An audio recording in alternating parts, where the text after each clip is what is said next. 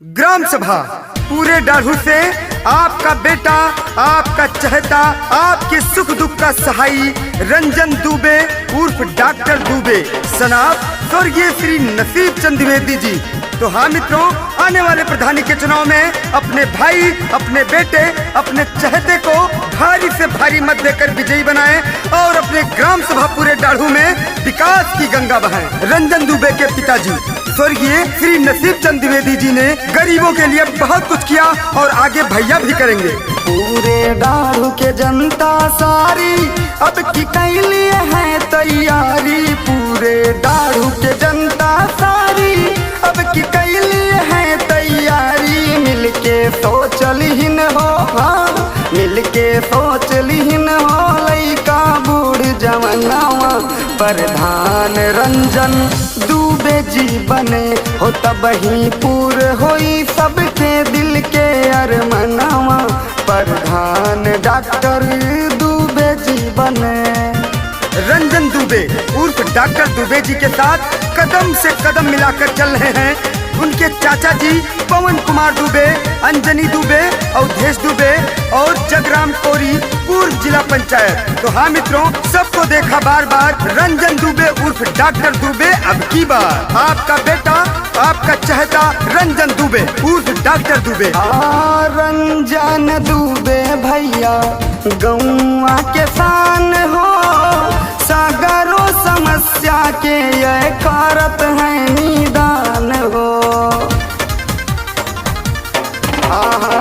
Doctor Dubey भैया गौवा के शान हो, सागरों समस्या के ये करत है निदान हो।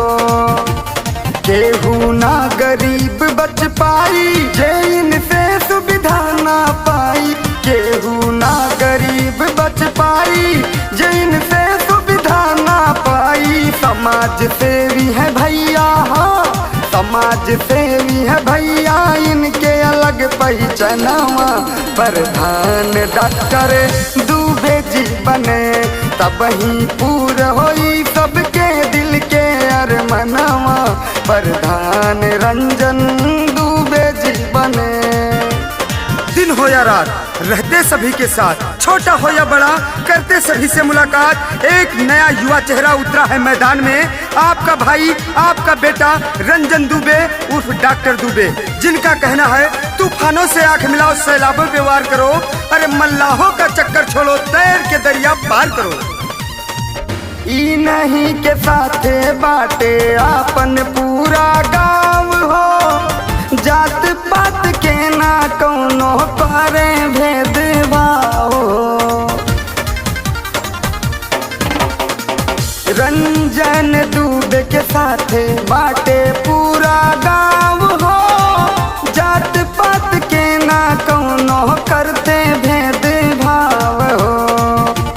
डॉक्टर दुबे जी बनी है मुखिया, कहते हैं गरीब और दुखिया। रंजन दुबे जी बनी है मुखिया, कहते हैं गरीब और दुखिया। भैया संग हो सबके, हाँ भैया संग हो सबके, बैठ के खाते खानावा प्रधान रंजन दुबे जी बने।